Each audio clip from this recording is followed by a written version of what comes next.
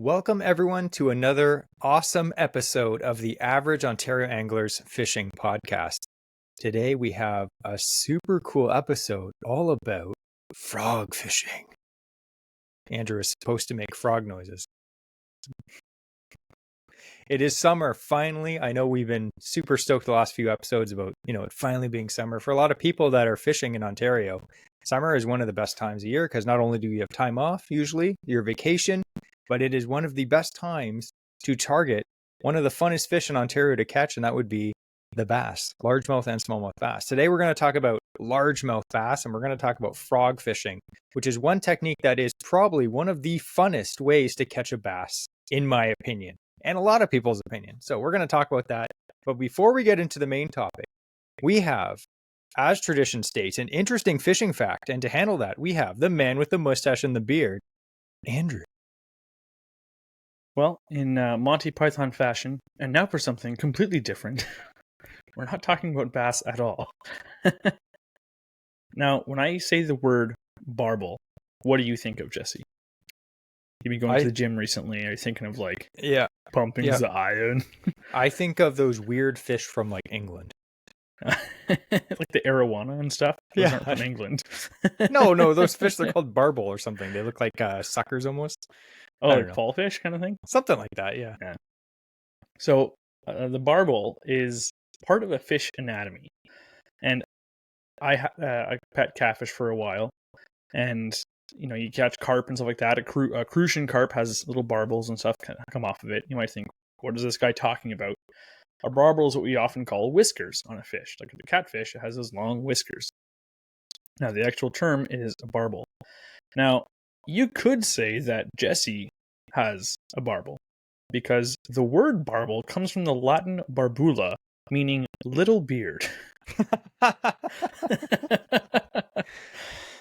Now, it does make sense because these fish, oftentimes they have the barbels coming off of the bottom, like the arowana, like some of the carp and stuff. The carp will actually have maxillary barbels. That's actually on either side of the mouth, just like a catfish. Those are maxillary barbels. But when it comes off of the chin, catfish also has some smaller ones that come off of their chin, essentially. And those are the classic, barbels, which is where that term comes from, little beard. The mandibular style. But there are also some fish that have them coming out of the nostrils. Now, there are a lot of different fish that have them. There are catfish. There are certain species of sharks that have them. Zebrafish. There's a whole bunch of different stuff that can have them. Goatfish is another one. Now, I didn't know for a long time exactly what they did. Do you know what purpose those things serve, Jesse? Besides looking real cool.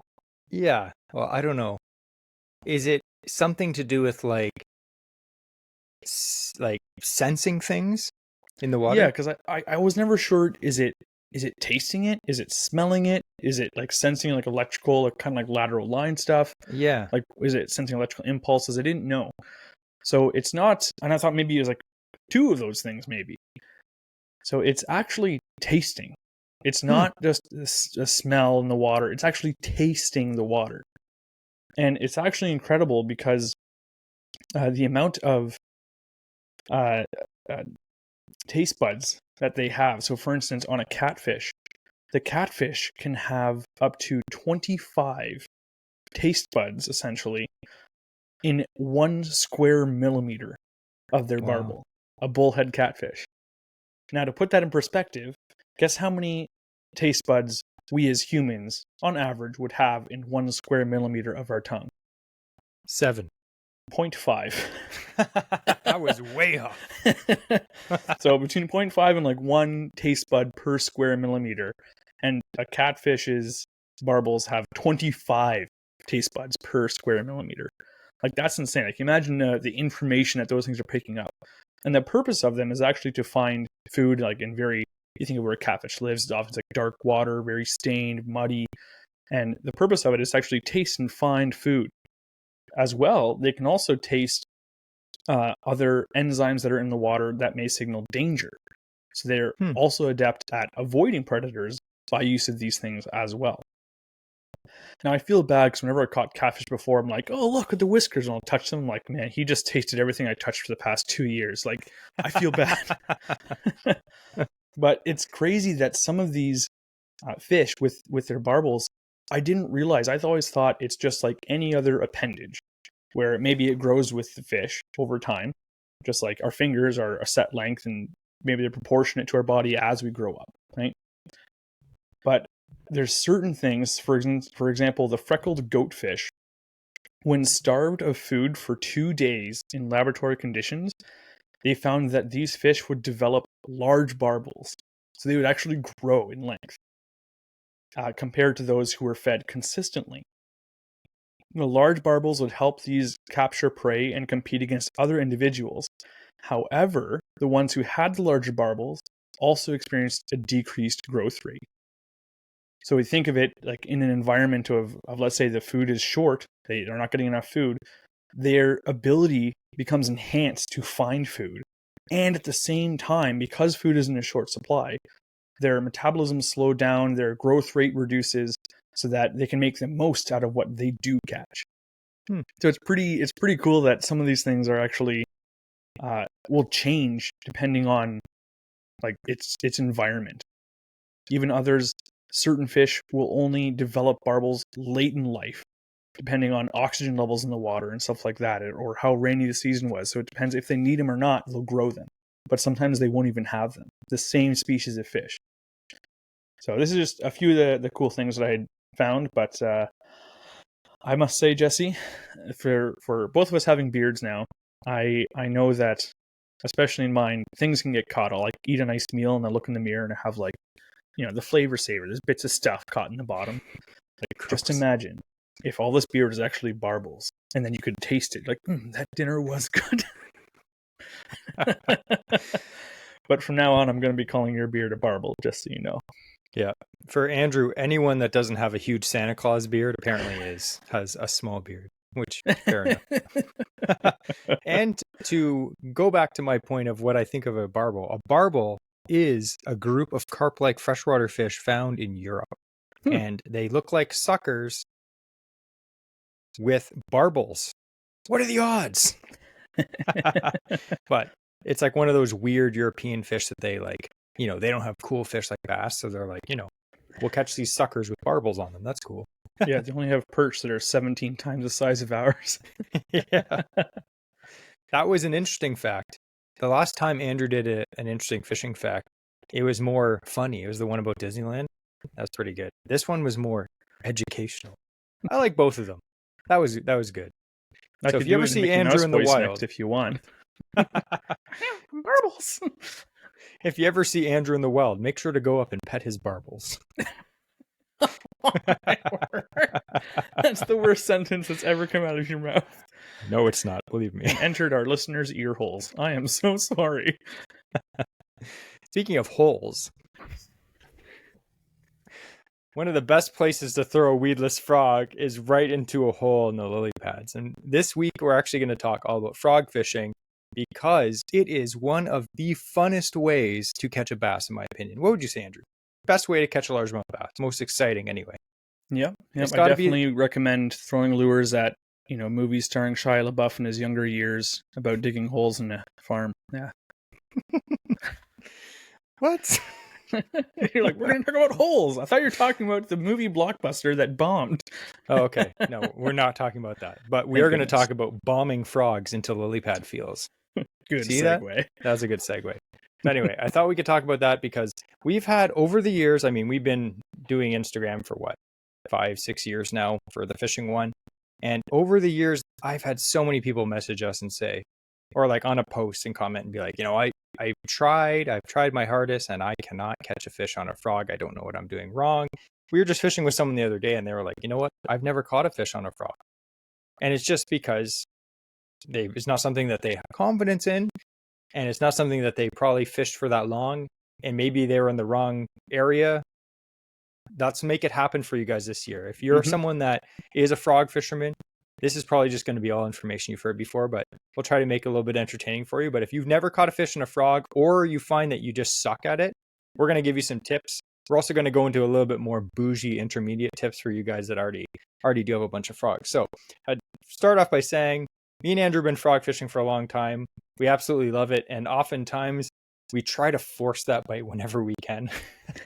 If we see lily pads, I don't care. We're chucking a frog there. Even if they're not biting the frog, we're like, come on, just eat it. Because I always say to Andrew, I'd rather catch 1 on a frog than 10 on a stick bait. It's just so much more exciting. It's so much fun. So it'll be like a windy day, overcast, cold front.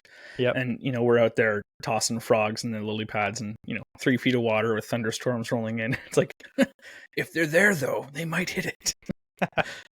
So we're going to go through some of these points when to fish a weedless frog. And we're talking about hollow body weedless frogs. But we're also going to go into a bit about soft plastic frogs as well that aren't hollow. We're just going to call them soft plastic frogs. But we're going to go into when you should fish these, where you should fish them, because there's a few different spots that I think some people just don't really think that, I don't think you should throw a frog there. You could throw something else that's easier. But throwing a frog in some of these spots that you might not think of, it's actually very effective and very cool. And then obviously why you should throw a frog. Not just because it's fun. I mean, that's a good reason, but there are other reasons why you should throw a frog.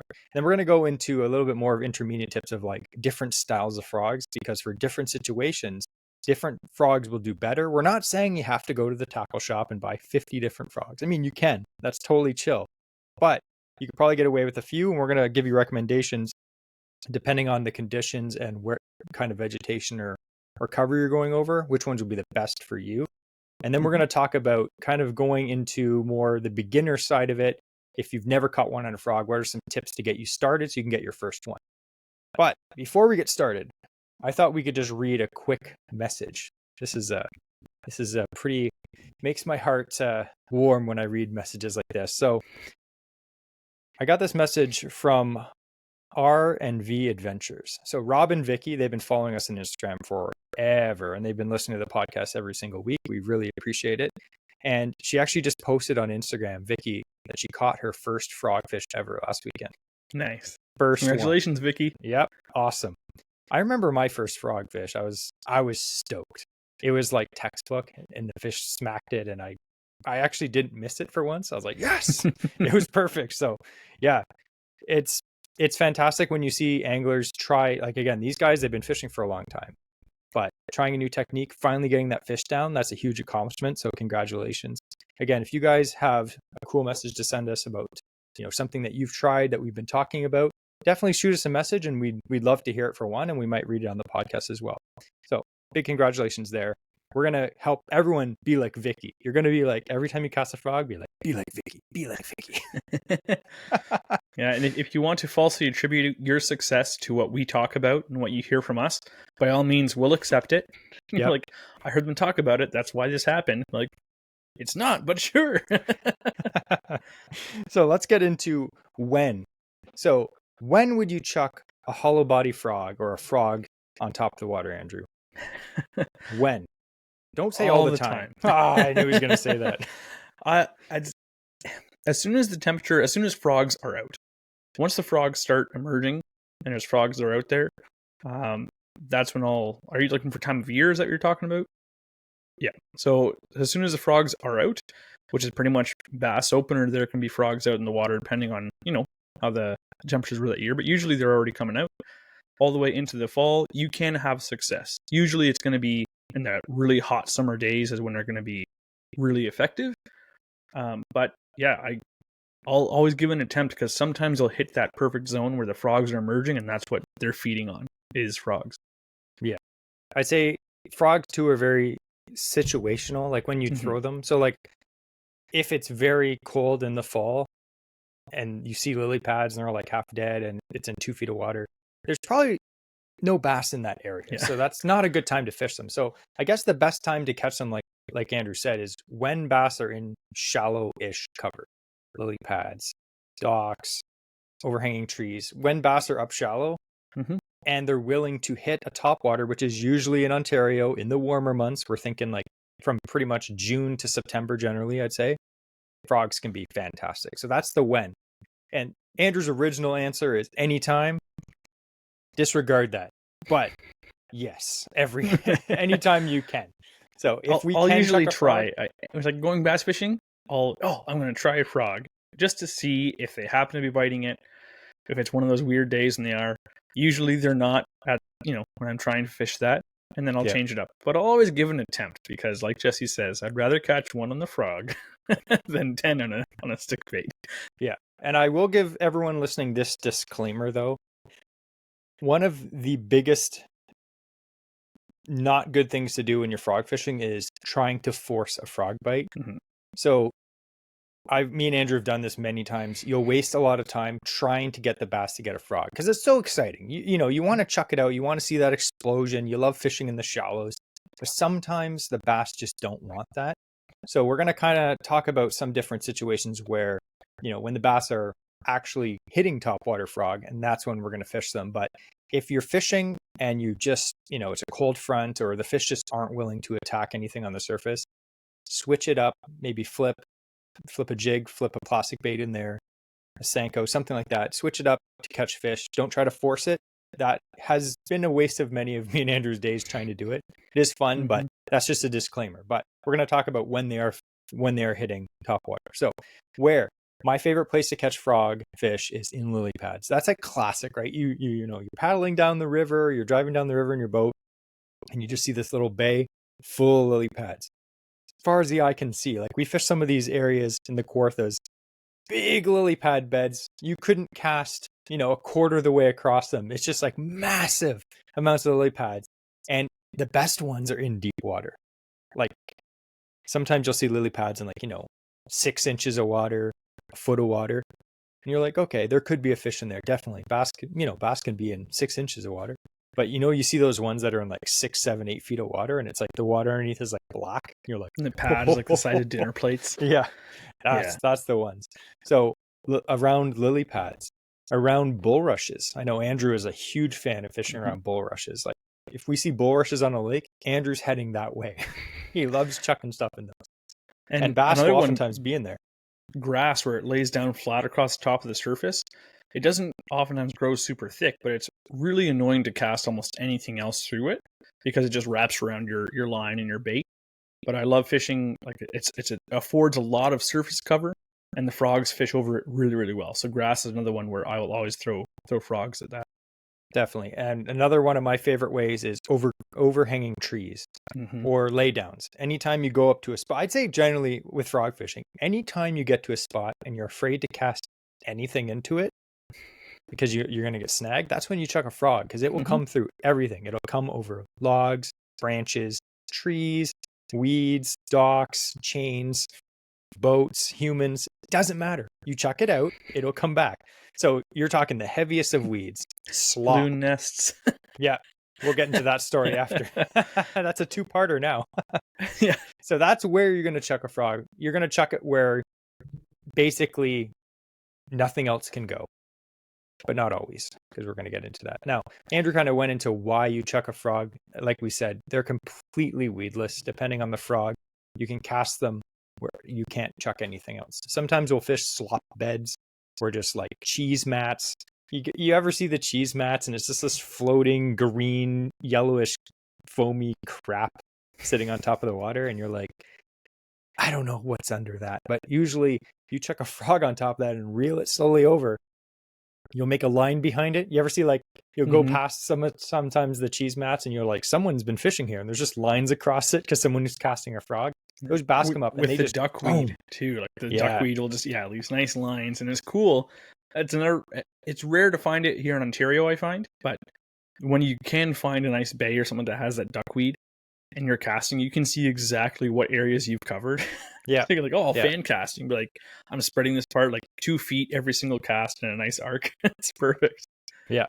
So there's so many situations, especially for largemouth. I've caught smallmouth bass on weedless frogs, but it's more of a rarity just because generally speaking, largemouth bass like shallow cover, and that's, generally speaking where you're going to fish a hollow body frog. So I thought we could just go into quickly different types of frogs. Now, me and Andrew became obsessed with frog fishing many years ago. I kind of got Andrew more obsessed into it because he grew up not fishing as heavy slop as I did. I grew up fishing in Pigeon River, where it's all slop, if you've ever been there, but it's all lily pads and slop and cheese mats, and you literally can't cast something that's not weedless generally. And So I that's grew what up I grew up. fishing Algonquin Park rocks. Yeah. Like, So the opposite. Yeah. So we've tried so many frogs, like I have personally over the years, and so has Andrew. We've bought different kinds, and we love buying new lures and trying new things. And when it comes to frogs, they're all the same. They're all very similar, but there are some differences to make different frogs better at different things.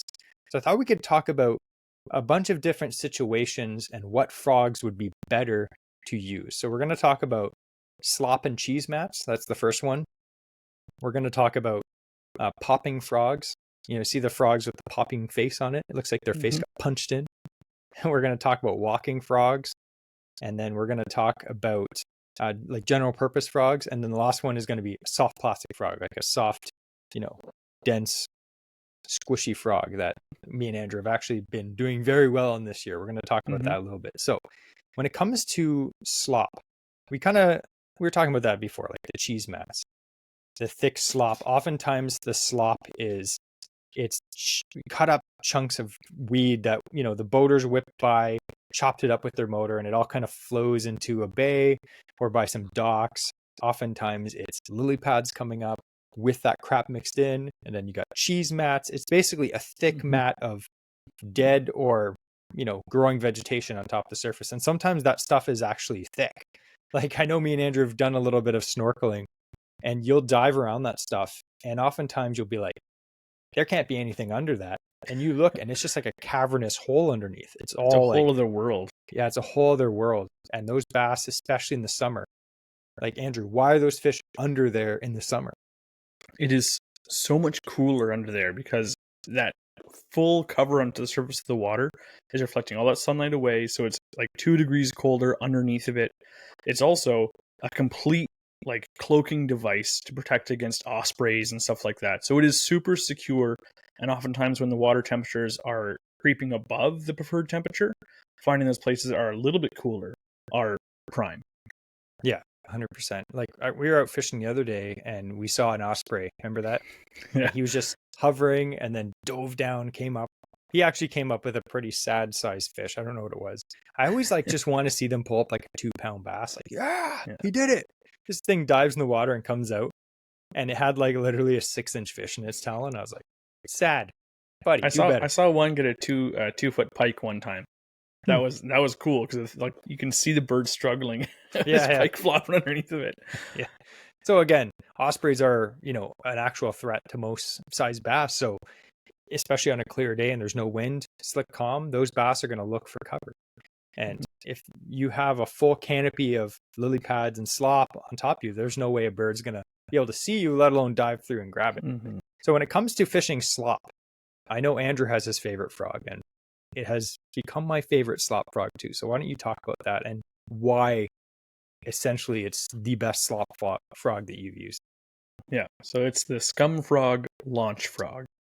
And the reason why I really like it is the hookup ratio, first of all, is really good on them. Their hook points are upturned a little bit, and you might think, oh, it's going to get hung up a lot, but it doesn't. I'll go into that in a bit too. But the hook points are upturned a fair bit on this frog, and they're big. They're like 5-aught hooks on these things.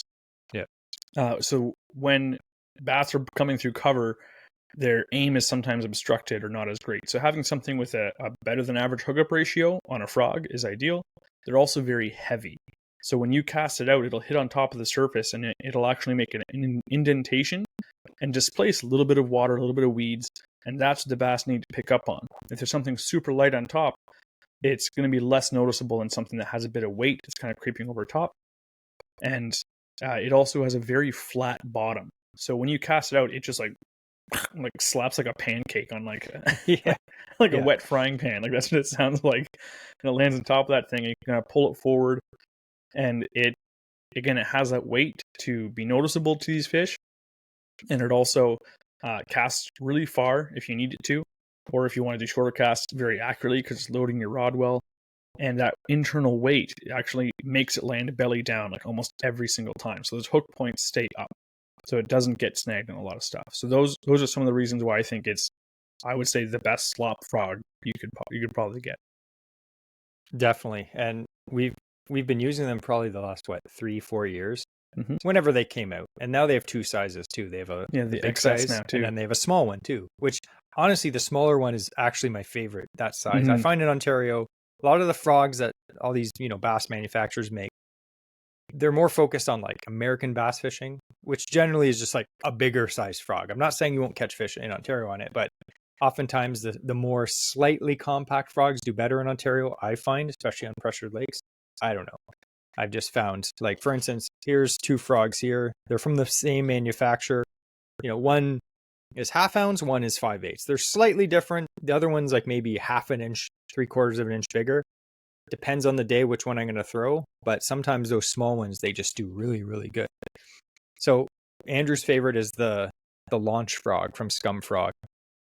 My new favorite, and it's just slightly different than Andrew's, and it's a different price point. So the launch frog, they're about $13. I think you can pick them up. I think last time I was at sale, they were like $12.99, something like that. They're not terrible. For what you get, it's worth the money. But if you only have a few bucks, this is the trophy series, which is also Scum Frog. It doesn't have the titanium or tungsten weight inside of it, but it has very big hooks, really cool paint jobs. Not that it really matters, but it's a lot cheaper. I think they're like $9, something like that. And these days, honestly, everything's going up in price. And it's just like for $9, you get a really good frog. I've caught a ton of fish on them, and they do the same thing. It's very flat bottom. Mm-hmm. So when you cast that on top of the slop, like Andrew said, it just sits on the slop. Now, Andrew made a point. He said that it sits flat on the slop. Now, why is that important? So many other frogs that are, let's just use this Booyah Pad Crasher. They have like a V hull. Like the bottom isn't flat, the belly, it's more like a V. That makes them really good for walking back and forth in the water. But unfortunately, if you chuck this on top of slop, it'll actually lean to one side. It won't sit flat because the bottom is like a V hull of a boat. It'll actually like lean to one of the sides, and the hooks are on the side. So oftentimes you'll pick up a bunch of weeds on it. Mm-hmm. Even though the hook is pressed against the body, all kinds of stuff gets stuck in between there, and you'll end up picking a bunch of stuff up. And then throughout your day, you're just going to be picking stuff off your hook. So if you're fishing slop a lot, and that's where you're fishing that day, a flat bottom frog is awesome. There's tons of flat bottom frogs. Like Bobby's Perfect Frog is another amazing one from Snag Proof. But definitely check out the Scum Frogs. I really like how soft they are. Very soft. So soft. They collapse so easily. The hookup One ratio of the thing is I really very like, good. Yeah. One of the thing I really like about them too is some frogs, if you ever fished them before, you'll get a hit or it'll get caught underneath the lily pad, so you pull it and it kind of dives underwater. And then it's not sitting right in the water. So you got to get it back. You give it the squeeze and it squirts the water out of its butthole. And, it's not a big deal, but that's what you have to do. With the Scum Frog, because it has an open back, like it's a full open hole. It's not like trying to be sealed at all, but it's designed to actually sit. And even in like open water, it'll still float. It can get submerged, taken out, whatever, and you cast, and it's draining itself constantly. So if you are fishing some cover and your line gets caught, or you're fishing around weeds and it's rolling a bit or going under stuff, or you're getting some light strikes or whatnot, it will just resurface again and not be filled with water, which is just another little thing, but it is kind of nice. Yeah, every time you cast, the water just shoots out of it. It's perfect. So the next thing we're going to talk about. So we talked about slop. Those are our favorite slop frogs, and these slop frogs, I'd say the advantage of them would be like I said, they're flat. They have a lot of like push down on the mat, like Andrew said. The disadvantage is they don't walk very well. Mm-hmm. And walking a frog is when you give it short twitches and it actually zigzags back and forth like a spook, which is a very awesome technique. These frogs don't walk very well. You can get them to walk, but it's a lot more difficult. It's real hard. Yeah. So let's talk about walking frogs. I love walking a frog. I've had so many people tell me, oh, it doesn't matter. The fish will hit it regardless. But the cool thing about walking a frog is it keeps the bait in one area for a long time. Sometimes everyone thinks, oh, bass are dumb. They'll hit anything you throw in front of them. Sometimes they're finicky, right, Andrew? They are. So if you know there's a fish there, say you cast this frog over the lily pads and then there's a big hole. And you twitch this frog and you pull it into that hole in the lily pads. And then you give your rod just little twitches. You can actually make it literally just turn back and forth in place almost. It might move forward like half an inch or an inch at a time, but it literally is just twitching. And for whatever reason, the bass hate that. They actually hate that. And I've had so many good days where if you had cast a frog and just reeled it through that area, you'd catch nothing. You chuck a frog out and then you walk it in place almost in those holes, and the fish just come up and nail it. I don't know if it just annoys them or if they just, it's in their face for so long, they have no choice but to hit it. But walking a frog is an awesome technique. And it's also a good open water technique too, but we're going to get into that. But like I mentioned, you have to get a frog that has that V-hull bottom because it really helps it walk better. And a few of my favorite frogs that walk very well is the Booyah Pad Crasher is another great frog. I think they're $10. They used to be like $7 back in the day. I remember $6-7. Now they're like 10, but $10, really good frog, walks super well, good hookup ratio, really good hooks, fantastic frog. Another really good one, the classic. I've caught a few fish on this one, as you can see. Terminator walking frog? No, it's the live target frog. Okay. It's kind of like the best of both worlds because it has a slightly flat bottom, but it's also kind of keeled. So you can walk it well, but it also does pretty good over like slop. So it's like, if I could have one frog, it would probably be this one. That is a great all-rounder. Yeah. But like Andrew said, the one of the best walking frogs is the Terminator walking frog. It better walk good because that's what his name is. But this is the bigger one. These walk so easy. I could teach anyone to walk this frog. If you've never walked a frog in literally 3 minutes, just short twitches on the rod. This thing just goes back and forth like that. Another one that walks really, really well is the Z-Man frog. And they have a really strong keel as well on the bottom. Yeah. Like a sharp V shape. And they, again, what I like about those is very, very soft. So the hookup ratio I found has been excellent on those as well. Yeah. And you'll hear us talk a lot about hookup ratio because you will find with frog fishing, some more than others, you'll have a very poor hookup ratio. Yes. Like, oh, maybe 1 in 4 you're hooking on like certain frogs. But that's why it's important for me. If I'm going to fish a frog, I want one that's going to have a higher success rate of actually, getting its points into that fish so I can actually land it. The strike is all cool enough to see that's a big splash, but it's even cooler when I land it. Yes. There are a lot of frogs out there in the market that maybe they just don't work for my style of fishing, but they're just not good for me. And then other frogs, fantastic. Like I've had people be like, I do like this little one here. This is the Jackal Kiera frog. This is a very small frog compared to other frogs. It's a compact frog. And I've had people tell me like these, I can't catch fish on them, man. Like the fish blow up on them. I just can't get a hooks in them. For me, it's the opposite. I hook them really good on this frog. And I think it has a lot to do with the mechanics of your hook set, how long you wait, the way you fish, the rod you're using, the line you're using, all that stuff. So you have to find a frog that works best for you. What works for your buddy may not work for you, and vice versa, right? So you may have to go to the store. I know this is bad, but you may have to go to the store and buy a bunch of frogs, see which ones you like better. Tell your wife or your husband that I said it's okay. If you're a kid, just do it. You don't have to explain yourself to anyone. But getting back on the topic of walking, here's a little tip. This isn't anything new. Now look at this frog. I'm going to describe this frog. Most frogs, I'd say, are 2.5, 3 inches long. Andrew knows where I'm going with this. This is the Spro King Daddy. This is the largest hollow body frog that you can buy, I'm pretty sure, in normal There is another situations. one, but that's the biggest one I've ever seen in Canada. There's another one, I can't remember. It's designed for musky fishing. Oh, wow. This is basically, it's a 1 ounce frog. It's huge. It's probably 2 to 3 times larger than most normal frogs you fish. We actually bought these for musky fishing because we fished this small river and it's full of muskie, not big ones, but it's full of muskie, and they always bite off our bass frogs. So Andrew's like, let's buy these big frogs. We'll put wire leaders on them and we'll fish for muskie. Now, has that worked yet for us? No, we've only done it once or twice. I've had a few bass blow up on this, have not connected, but this year I really want to do it. But I'm showing you this frog because, as you can notice, the legs are different lengths. I've cut the legs at different lengths. One is very long, one is short. That difference in drag behind the frog really helps it start to walk better. So if you're having trouble walking a frog, cut one of the legs slightly shorter, the silicone leg slightly shorter than the other one. And I find it does help it walk a little bit better. If you know how to walk a frog good, I don't really think it matters. I don't generally do this, but just to show for, you guys, that is one way if you're just getting started that will actually help. If you have a good walking frog, I don't really think it makes a difference. So, and the reason why that does help is because it has longer legs on the one side, it just has increased drag. So if that frog is pointing directly at you when you twitch your rod, sometimes it'll just pull straight. But if there's a bit more drag on one side, it will make it want to turn. So as soon as the line goes slack, it kind of coasts.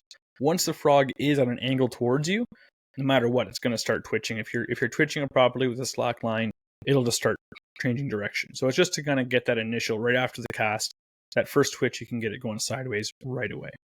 Yeah. And like I mentioned, the one application is if you're fishing holes in the lily pads. That's great. Like that's frog fishing for me is fishing lily pads. But we've had really good success in open water. Now, like I mentioned at the beginning of this episode, there are certain situations or circumstances that you might not grab a frog first. You might be like, you know what, I'm going to chuck a popper here. I'm going to chuck a Zara spook here, or jitterbug. But there are situations when I will have a frog on and I won't take it off.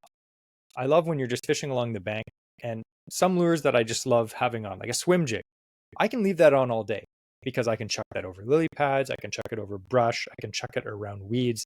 It doesn't matter what I come to. I can chuck a swim jig into it. Same with a frog. If you're fishing along a bank and it's heavy vegetation or weeds, if you get to kind of an open water area with a tree hanging over, frogs skip really well. You can skip it underneath the tree if you're decent enough They're casting. pretty much all belly weighted, and they've got big flat bellies usually. So they're really well. Easy to skip. And you can skip it under there, let it sit, and then walk it out like a Zara spook or a walk the dog bait. And when a fish grabs it, just like fishing in weeds, you set the hook and hope you get them, right? Now, ideally, if you're just in completely open water, you're going to want to use something with treble hooks just for hookup ratio. But if you don't want to be switching lures all the time, don't worry about chucking a frog in open water. You can definitely do that. The fish don't care. They're not going to be like, hey, wait a second, why is a frog swimming in open water? Like, they don't care. And your point of fishing under trees, like under docks, or even around timber, I love fishing a weedless frog because I'm an average angler, and I can promise you that I do not have the skills of these guys in the Bassmaster circuit where they're like flipping in, and they'll fish treble hook baits around this stuff, and they never get hung up because they're just super accurate. For me, I will try and skip it, and it's going to hit that water wrong and go 4 feet straight up underneath that branch. But I can just slowly reel in, and the frog will come out usually. So, just for not blowing every single spot you're trying to cast at and having to go in and retrieve your bait, for just the waste of time that is. Frogs, weedless baits, and a frog is a nice weedless topwater. They're really effective for doing stuff like that, especially if you aren't super experienced at casting at structure. Yeah, exactly, because you don't have to worry. You can just tie it on, chuck it out. Oh, I hit a tree. Who cares? Perfect. We always say when Andrew's fishing it, he'll chuck his bait like up onto shore. And you might think, oh man, he missed the shore, like he missed the water. No, he did that on purpose. Like he wants to hop that into the water like a frog jumping into the water. We call it the natural approach. Supernatural. He'll chuck his bait on top of a dock and then hop it into the water. Yeah. It happens. Like there was this one trip, for example, we were fishing, it was bass opener. The weather was a bit off. It was just one of those trips, kind of like this bass opener this year. The weather was just cold fronty, just trash. And the only way we could get them to hit, they were against shore. Like these things were so barely shallow under the water. Yeah. And we would cast like normal right onto the shore. And as soon as the frog hit the water, they'd spook and just, they'd swim off. Every single time we're getting frustrated. We're like, what the heck's going on? Like generally when they're aggressive and hits the water, they just smack it. Like they'll wake to it. Yes. But it was the opposite. And me and Andrew found that we had to cast like 5 or 6 feet up the bank. Luckily, it was just all like reeds, and this was like a back lake. And then you just gently pull it in the water, and then 1-2 twitch, and then boom, the fish would just come up and nail it. So they still wanted it. They were a bit finicky that day. They were a bit spooked. So we had to cast up onto the shore and bring it in. There's no other lure you can do that with. Effectively. One other place I will say I really, really like fishing weedless frogs is against like big rocky shorelines, like the Canadian Shield style shoreline. And again, similar. Again, I like to cast right on shore, but you'll flip it at the rock right at the edge, and it'll kind of just bounce off the rock. And unlike a crankbait, which its lip will snap off if you try and do that, maybe that happens to me more than I'd like to admit. But weedless frog, like hollow rubber, hollow plastic, and you cast it and it just bounces off, lands nice and lightly in the water. So it's a little way where it never gets hung up on the rock. It's not damaging the frog, and it will always be a nice subtle splash. It's not going to be like falling 10 feet out of the air and slapping onto the water. So it is a little way just to have a bit more of a finesse or lighter approach, but still hit that exact shoreline area you're trying to cast at without spooking the fish. Yeah. It's not a stress at all when you're fishing a frog. Like when sometimes you chuck a bait with treble hooks around like timber, say you're chucking like something like a crankbait or something or a jig, and you're like, I'm gonna snag. You just know, like, you have that fear, and sometimes I feel like that fear stops you from fishing certain areas. You're like, oh, that gnarly, log jam looks good, but as soon as I chuck my jig in there, I'm gonna get snagged. It's like it happens. Like we went a bass opener trip last weekend or 2 weekends ago. I lost 2 jigs just like on like super deep timber, and I couldn't get them out. I was like, oh, like that sucks. But if you're fishing a frog, I don't think I've ever cast a frog and been like, I'm not getting that out. Like a few times I've cast a frog and it's like it hits a branch and then swings around the branch, and I'm like into a perfect bowline knot. Yeah, I was like, that's not coming out. But generally speaking, unless you're casting up, you can usually get the frog out, which is great. There's no stress. You don't have to worry. And it really, like I said, you have no fear when you're fishing a frog. You will cast it anywhere. It doesn't matter. You'll cast it like over boat chains and like, it doesn't matter. Who cares? We'll cast it like across like just like cattails into the open water, like 10 feet behind them. We're like, we'll see what happens. If I hook a fish, I'm doomed. We'll make super long casts with a frog sometimes, and when it hits the water, you're like, if I hook a fish now, I'm doomed because it's so far away. Guess what happens? You hook a fish, and then you're just plowing through the trolling motor just to get to the fish. So that's a great thing about frogs. And I think that's one of the fun things I like. It's just stress free. You're just casting, fan casting. It's great. So that would be the walking frogs, which are great in open water, not the best in heavy cover, in my opinion. Now, the next one would be popping frogs, which are very similar to walking frogs, because popping frogs actually walk really well if you've never tried it. Because they have an open face, they walk very well, and they can be good. It's like a popper, right? But when would you pick a popping frog, Andrew, over a regular nosed frog?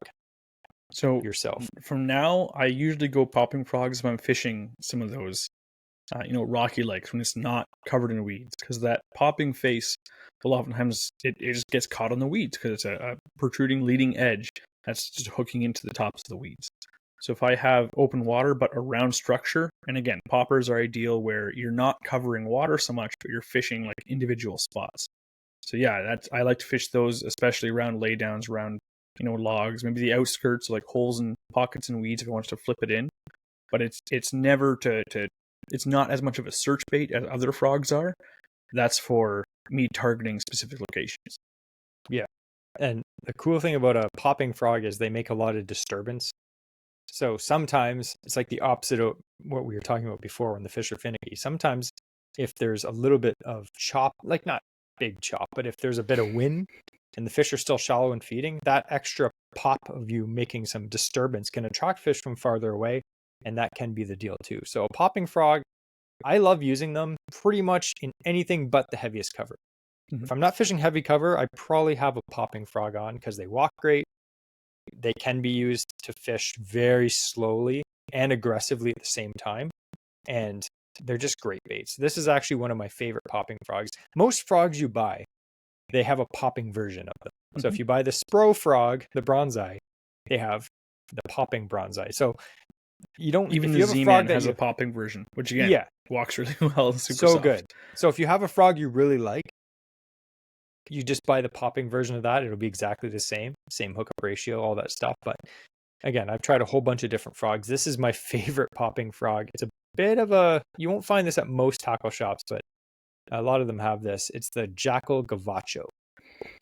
This is a weird looking frog. It almost looks like a weird duck. It has like 3 silicone legs on the back.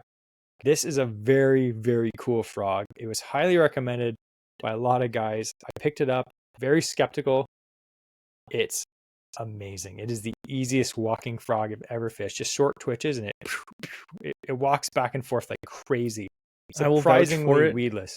Jesse loves it. and when we're both fishing frogs, he has outfished me on that frog. I don't know what it is about it, but he has It's outfished me special. using that one. Yeah, it's special frog. It just has a very amazing. This is a Japanese bait, obviously, but I just find that the Japanese baits, they just take every little detail to make whatever the bait is completely perfect.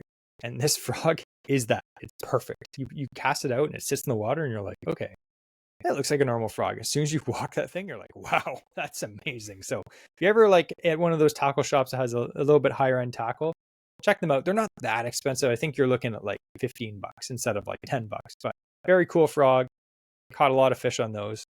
The new Berkeley popping frog, I haven't had, again, hasn't been a big frog bite for me this year yet. For hollow body frogs at least, but I did cast it a bit, and I am impressed so far with the new Berkeley frog as well. I can't remember what it's called. Swamp Lord. Yeah, but I got the popping version of it, and it's kind of wider than a lot of the popping frogs I find. Yeah, like a similar profile to Terminator walking frog kind of thing. Yeah. And but yeah, it's again just a bit of different profile. If that's sometimes makes a difference in a day, but it does walk well and pops nice too. That is one frog that I'm excited to try this year is the Swamp Lord by Berkeley. I picked it up a few times I think at Sailor Ganyons. I was squeezing them, like it's very soft too. It's very soft. Soft frog really helps with hookup ratio, right? So the last one we're going to talk about, I thought we could go into quick, is just like general purpose frog. Like we mentioned, just to, summarize, flat bottom, great for slop, doesn't walk very well. V-hull bodied frogs, great for walking, great for open water, not the best in slop, not the best in pads. They can do it, but they're not the best. And then popping frogs is when you want a little bit more disturbance, or if you want a bait that walks really good. Now, general purpose, we kind of went into this. My general purpose frog for a long time was the live target frog. These are probably like, you see this frog and you're like, yeah, I've seen those, or I own one. Mm-hmm. This particular white one, the paint on the bottom is worn off. I've caught at least 60, 70 bass on this frog. It's old. I don't fish it anymore. I just keep it just because I'm like, oh, I've caught so many fish on it. And I could probably chuck it again and still catch fish. But the skirt's all like chewed up and the paint on the bottom is like clear. You can see the hook. But these frogs are great. They walk pretty good. Not the best, pretty good. And they fish over weeds pretty good. It's just a general purpose frog. If I had to have one style of frog, it would be this style of frog. The one that I'm fishing now is actually the perfect jig frogs because they're very similar. Mm-hmm. They actually have a tungsten weight on the back, so they're a little bit more dense, I guess. They cast a bit farther. He's got two sizes. I picked up both of them. I've done well on both. They're really nice, yeah. Yeah, and it's just a great frog, really good hooks. They sell them at Ganyons. You can buy them online. If you go to the shows, any of the like the Sportsman show or the spring fishing show, usually has a sale on. It'll be like buy one, get one free, or buy two, get three. I don't know. It's something crazy. And every year I buy a bunch. So now I have tons of them, but they're great because a lot of the lakes we fish out pike and we get bit off. I lost 3 of these last year. 3 of them on the same lake in the same week until I started using Andrew's just in case leaders. But yeah. So anyway, those are great overall frogs. Same body style. Actually, this one's got a bunch of pike slits on the bottom too. That's not good. Pike like frogs too, people. So anyway, that is a general purpose frog. It's something you could just tie on and just fish whatever comes your way and you'll be fine. So I thought we could talk a bit about soft plastic frogs because that is what me and Andrew have been killing it on this year. I don't want to sound like the old cream frogs that have like all 4 legs and the big foam belly. No. I'd say the original like popular one would be like the Zoom horny toad. Yep. And you're talking about a plastic frog with little kicking feet on the back and they don't float. You basically Texas rig them with an EWG hook or a screw lock hook and you just cast them out and you reel them in right on the surface and the little legs. It's kind of like a floating subtle buzz bait. Yeah. And it's a soft plastic buzz bait more than a frog, or a mix between the two. Yeah. Now, they're awesome. We love them. Another really awesome one that I've done well with is the Strike King Rage Toad, which is the same thing. It's a bit fatter. I like these because they skip really good, kind of more of a wider base. Another really cool one.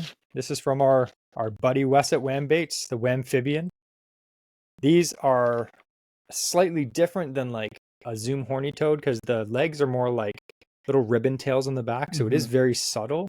I do like it, especially in like calm water. Caught a bunch of fish on those this year so far. You can use these as a swim jig trailer or whatever, a chatterbait trailer as well. So it's very versatile, but that's something cool as well.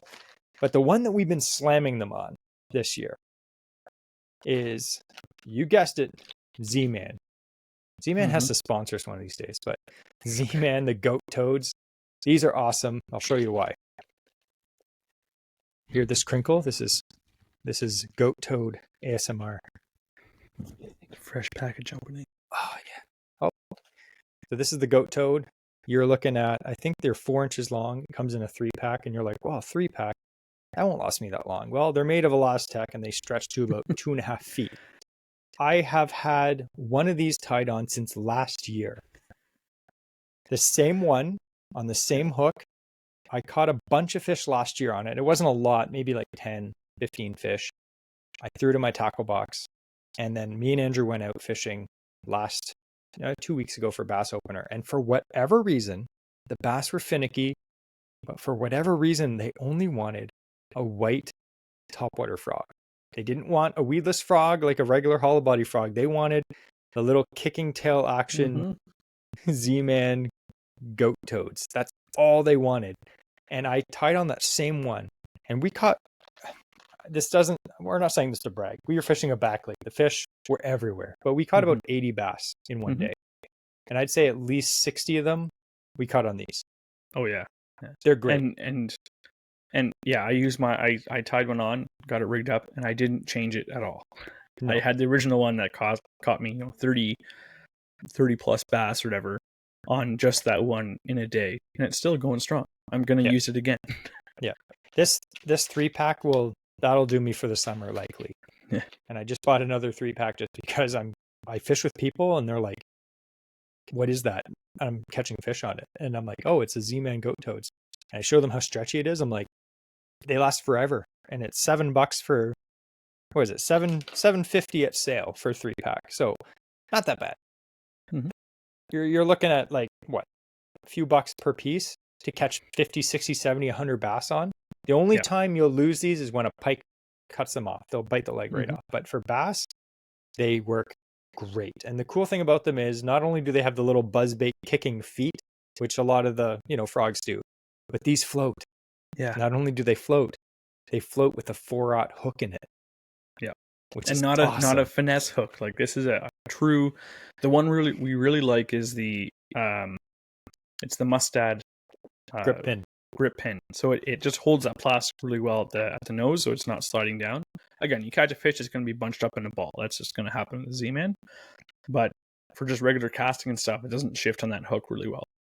Yeah. And the great thing about it too is we don't need to use, like, you can get the dual frog hooks, but we found the best way to fish these is just with one 4-aught like offset hook. You Texas rig it. You can hide the whole eye of the hook in the head of that goat's toads.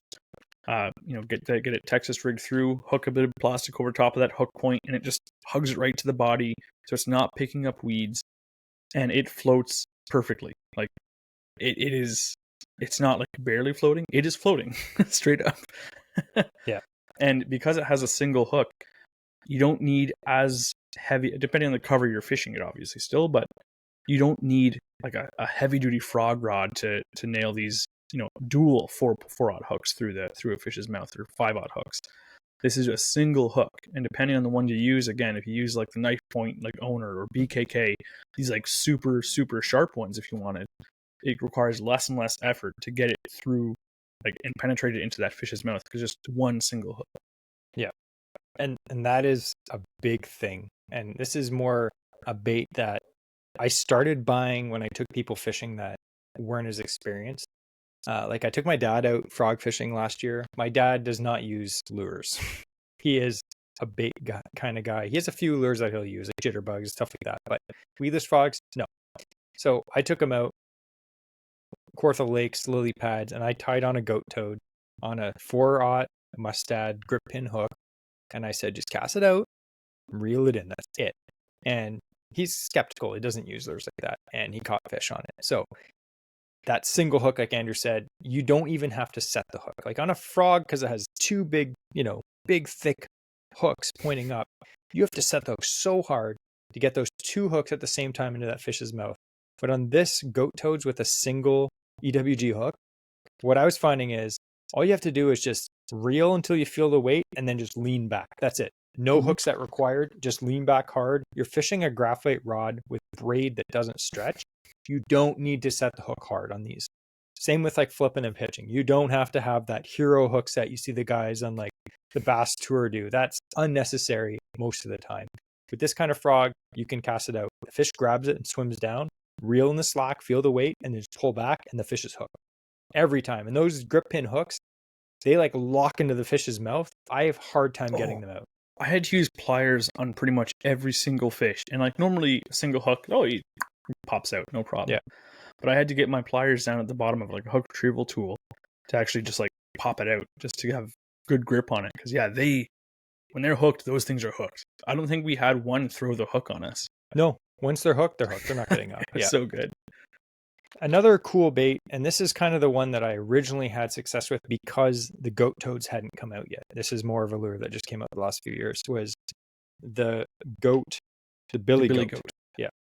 So the Z-Man billy goat, it's just like a double-footed grub, but it also floats. You can rig this on a slightly smaller hook. I go 3/0 for this. It does float as well.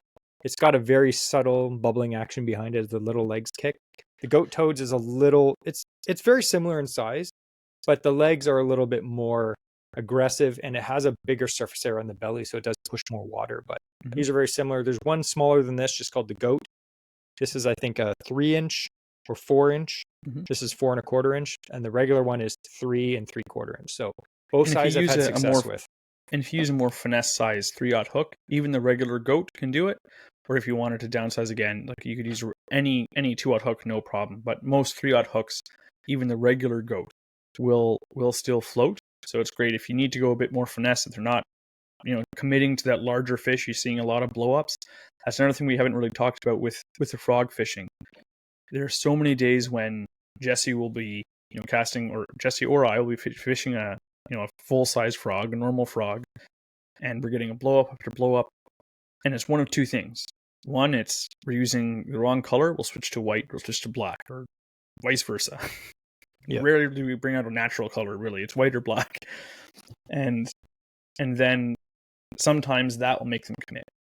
Most of the time, it's size.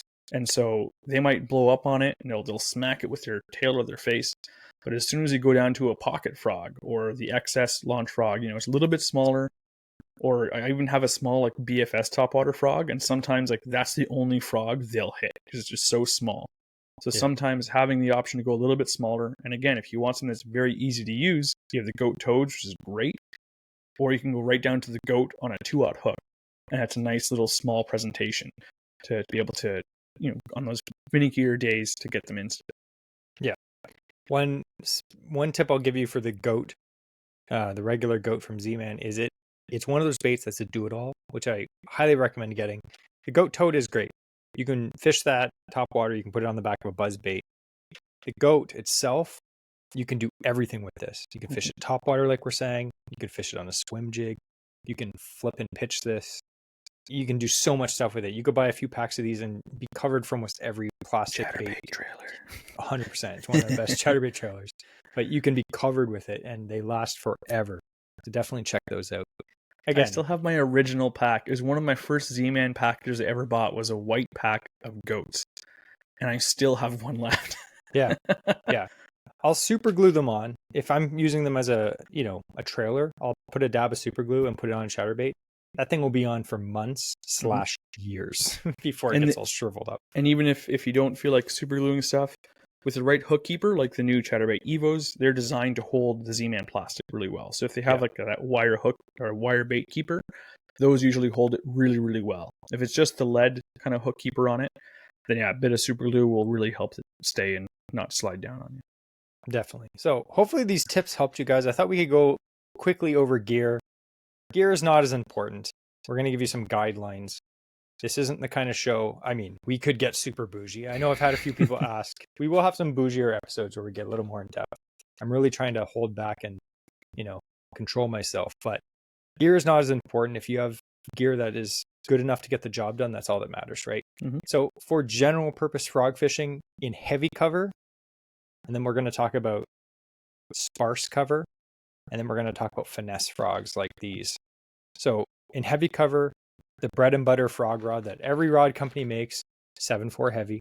Andrew has the Mojo Bass, St. Croix Mojo Bass 7.4 heavy power, fast action, 40, 50, 65 pound braided line. 50 for me is great. I don't overthink braided line. 50 pound braided line is literally, you can't break that. If you're breaking it, you're doing something wrong. Yeah. So, some guys like 65, that's great. Down in Florida, I know they punch and they frog with 80. Do whatever you need. It doesn't really matter.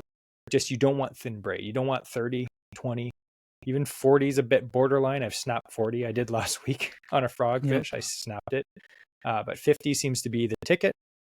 Straight braid. Don't worry about leaders or anything like that unless you're fishing on pike. That's in heavy cover. That can handle slop, lily pads, anything like that. If you're fishing more sparse cover, I like to drop down to a medium heavy if I can. If you have one of those, we always say 7 foot to 7'3" medium heavy rods, fast action with braided line, that will handle the more compact size frogs. I'm not saying chuck the big, launch frogs and stuff, but the smaller compact size frogs, if you're using 30 or 40 pound braid, you can still get them out of lily pads if you have to, but it's really good for skipping around docks, under trees, around wood. Anywhere where you don't have to cut through vegetation, you can get away with the medium heavy. Once you slap braid on a medium heavy, it kind of becomes a medium heavy plus almost a heavy. You still get a lot of power out of that rod.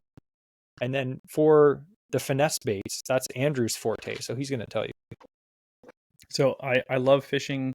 If it, again, open water, you can't do too much heavy cover. But if it's like the sparse, small lily pads, or you're fishing around some grass and stuff that's not, going to build up too much in your line when you're hooking into these bass. I really like fishing either on a medium heavy spinning rod, which is fantastic. Or if you want to go, if you have a medium action bait caster, I'll even go down to that, or I actually have a medium light. I'll cast some of my really like micro frogs on. But again, you have to be careful as to the area. So yes, you want to fish kind of a smaller presentation maybe, but if you're still fishing heavy cover, I can't go out and use my BFS rod for it, or a medium light bait caster. So that's when I'll go over to a medium heavy or even a heavy spinning rod. You can still cast those lighter baits, but you still have a bit of backbone if you want to fish some of those heavier cover areas with a smaller frog. But usually, again, with those frogs, it's a smaller hook. You don't really have to go beyond 30-pound test braid if you wanted to, just because you're going to start bending hooks out if you go any more than that and try and pull them out of slop. So there's no purpose to go any heavier than that. And on the BFS, usually, again, I'll run 10-pound test, but that's usually fishing open water or very, very sparse weed cover if I'm doing that. 10 or 15-pound braid. Yeah. I'd say if you don't have bait casting equipment and you're just getting into frog fishing, if you have a medium heavy spinning rod, like Andrew said, that is the ticket. I actually have the frog rod that I specifically bought for my guest rod. It's a 7-foot heavy spinning rod. It's not a broomstick though. It has a decent like bend to it. And I bought that for finesse musky fishing and frog fishing for guests that don't know how to use a bait caster. And I have a spinning reel loaded with 30-pound braid, and it's fine. But a medium heavy can get the job done too. Like Andrew said, can you do it on lighter gear? Absolutely. I've seen Andrew pull pretty big fish out of slop on tiny, tiny frogs on a BFS rod on like 10-pound line. Is it ideal? Probably not the most in thick cover. Again, you're going to want, if ideally, heavy power, fast action bait casting rod with 50-pound braid or heavy stuff, and then a medium heavy with 30-pound for everything else. But if you don't have a bait caster, don't worry. You can get one eventually, but do it on a spinning rod with at least 20-pound braid. And don't try to use a spinning rod with some of these double hooked big frogs. Those are not the ones you want to start with. You're going to want to try those Z-Man goat toads or a Zoom horny toad with a single hook. Because that way when a fish grabs it and you set the hook on them, you'll actually be able to get that hook into their mouth with your spinning rod, which is doable. Even in medium heavy spinning rod, you could fish some of the smaller like pocket frog, like the Lunker Hunt pocket frog. Those are fantastic. And a medium heavy spinning rod, you can get those hooks in. But as soon as you try and go to a full size frog, like the Terminator walking frog or something like that, you're going to be a little underpowered on that. Yeah. And I've posted some posts over the years on Instagram about, using a bait caster, and all these comments on Facebook and Instagram, people being like, oh, bait casters are for stupid people who think they're better than they are and all this stuff. I use a spinning rod and it's just fine. Bait casting equipment for heavy cover is about efficiency. When I hook a bass far away from the boat in thick slop or lily pads, I set the hook, I pull that fish's head above the pads and I just grind it in, and it slides across the top and I get that fish in the boat. I don't want to hook a fish on light tackle, like spinning tackle, far away, and it digs down into the weeds and I'm trying to keep it pinned and I have no power with the spinning rod and lose that fish. So if you're trying to, not lose a fish, if money's on the line, say you're fishing a tournament, or you just don't want to lose a big fish, bait casting tackle is the way to go. It's way better. It's like a winch. That's why you can like literally winch fish in. It's better. You can use thicker like line and not have to worry about your rod snapping.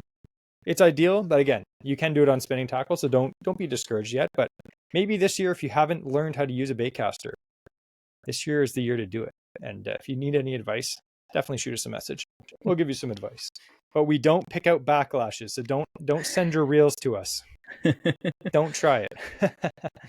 Anyway, if we have time for a bit of story time, Jesse, we kind of hinted towards that, fishing on different cover, and we started talking about fishing around loon nests. Okay. So I'm sure if people, who have listened to previous episodes and whatnot, have probably heard the story of Jesse and I fishing a back lake, and I'm casting this frog at the stump, and I'm just casting. I'm like, and I keep hitting the stump, and the wind is kind of blowing it off course. And then we finally motor up on it, and I realize that was a loon nest. There's a loon sitting like right there. Like I've been pegging this loon in the back with the hollow body frog for like 7 casts, and I felt terrible. It didn't move. It didn't make a noise, nothing. Like it's guarding its eggs, right? It's like, oh man, that was bass opener. And so it was. We've seen a few loon nests on bass opener and stuff like that in years since, but I've always been very careful. Yeah. So we were fishing this back leg on bass opener this year, and we're fishing these goat toads. Again, rigged weedless, thank goodness. And all of a sudden, I see this up ahead. There's this cool like clump of weeds with some lily pads around it and like a little stump coming out. I'm like, oh, that looks sick. So I'm just casting towards that stump, and all of a sudden I realize that it's a loon like staring me down, like facing like, right at me, sitting on a nest. I just look over at Jesse. I did it again. And he's like, what? I'm like, there's a loon. So just word of the wise, if you are out on the water, if there's a random clump of weeds and it's bass opener, just be motor around it. Just see if there's a loon on it and don't bother it if there is, because that's twice now that I've been disturbing loons on their nests. And considering they're kind of our mascot, I don't want to be that guy. Yeah. It'd be funny if that loon that you originally smoked in the head like 20 times, he got so mad that he left that lake. He's like, I'm never coming back here. And he went to this lake, this back lake we went into, and he's like, I'll be safe here. And then like 5 years later, they're not too far from each other, those lakes. Like it's definitely within the realm of possibility. So anyway, fun episode. I really hope that if you're not someone who has caught fish on a frog, some kind of frog lure, but a hollow body frog, that this is the year that you actually do it. Challenge yourself, try something new, go a little bit out of your comfort zone. It may be something that you don't have confidence in, but my advice would be, if you're going fishing for a day, or you're at a cottage or you're camping, tie on a frog and don't bring anything else, or don't tie on anything else for a few hours. Just try it out. Try it in the middle of the day when the sun's up. Try it in the slop. Try it around docks. Just have fun with it. And you will catch your first frogfish if you have it in the water long enough, you fish in the right areas. So do that. And if you do catch your first frogfish, or if you catch a sizable frogfish, send us a picture on Patreon or Instagram as well.